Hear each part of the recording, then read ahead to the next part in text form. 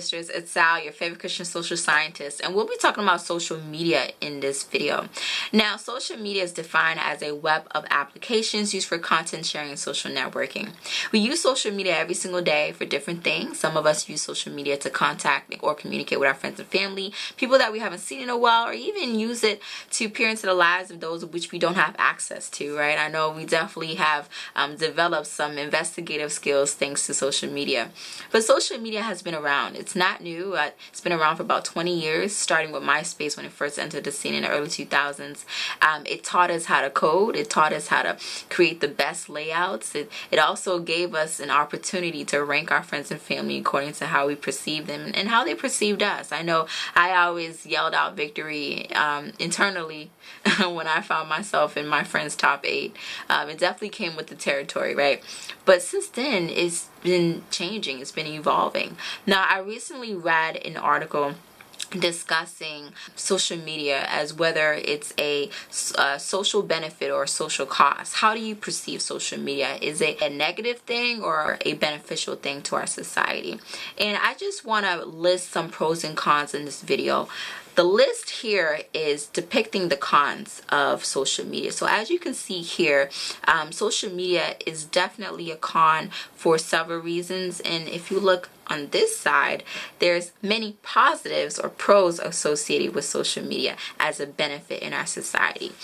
These are two different sides to the same coin. Just the trajectory that we're going with social media, it should always be worth noting that social media can also be used as a benefit. In December 2010, social media was first used as a tool for social change by 3 countries in the Middle East and North Africa.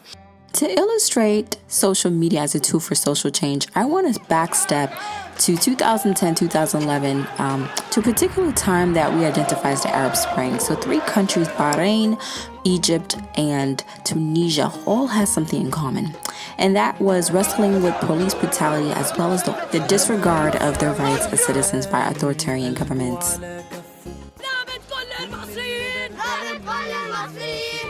They used social media as a strategy to help garner attention to the social issues that they were wrestling with. And this is when we first discovered social media as a powerful tool for social change.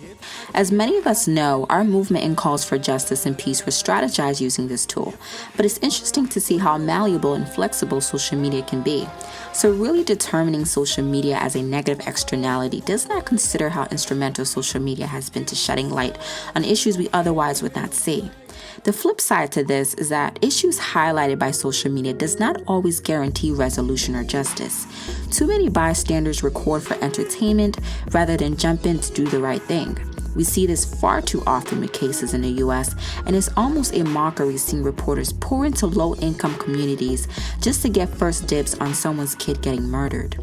Is it for ratings? Maybe, but it is disheartening to see that exposure alone do not guarantee justice for victims.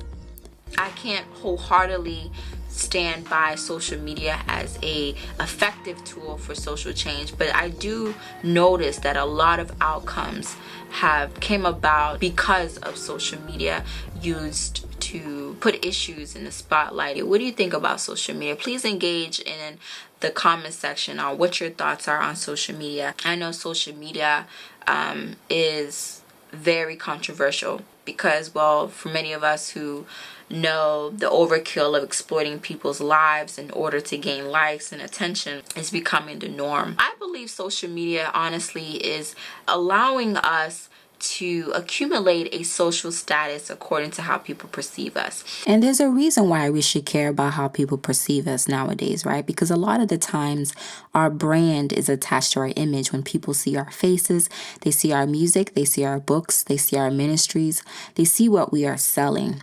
So eventually we enlist ourselves as public figures. Now, I know this can be very hard to swallow for some of us that are introverts, but still want to acquire a certain level of fame. But the thing is, the fact is really, as soon as you become famous, you obtain a fan base or a wide audience of supporters, you're automatically seen as a public figure because now your influence is measurable. We should have a conversation on our right to privacy. Public figures know that their privacy is very, very limited.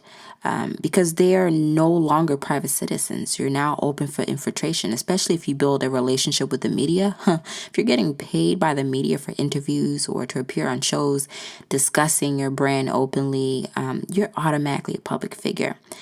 When we saw Mark Zuckerberg testify before Congress, that's when we should really open up this can of worms regarding our right to privacy. Because this man testified before Congress claiming that he did not know that Facebook, or he would not be prepared for what came to him as a liability for people's information. He didn't know how big or how instrumental Facebook would be in protecting people's information. Now, that's something worth questioning, right? And I know when the officials asked questions, they were just horrible. Like, they seem so clueless. I mean, if you're in government, it should always be important to grasp the concept of social media. Study the concept, study the power behind this phenomenon. Really study it to the core, because it's something that has been clearly hacked and manipulated by outside forces. Now, with that being said, it's very uncomfortable hearing what Mark Zuckerberg said. And the reason why I say that as well, if we're consumers, number one, if we're consumers of Facebook, how are we paying for Facebook? Because we're not paying for Facebook. I mean, we might use the promotion feature once in a while, but I doubt that the promotion feature is bringing enough revenue to keep Facebook afloat. So that's one thing. And the second thing that I want to bring up is that, well, the commercial that Facebook just made, I know you guys just saw that, they're promising to be more vigilant and responsible with our privacy. And it seems like they're very genuine. They want to reassure the public that we're okay. Our information will never be breached again. They shut down Cambridge Analytica. But little do they know that we know that there's still parties out there, have acquired softwares to track our personal information and even track our activity. So in other words, when we're on certain websites, like maybe if we're on CNN has a certain software that can track how we use the website, right? We might copy and paste their links on YouTube videos. They have access to all of that. They can hear us and everything. So, I mean, that's already out in the public.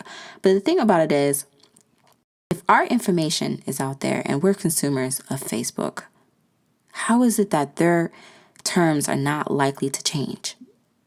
Because they clearly have confirmed the value of our information, the power of using our information. They've discovered it. As soon as you discover something as powerful as money, you're going to keep using it. That's just human nature. I mean, that's just my humble opinion. But anyways, thank you guys for watching this video. Please like, share, and subscribe if you haven't. Bye!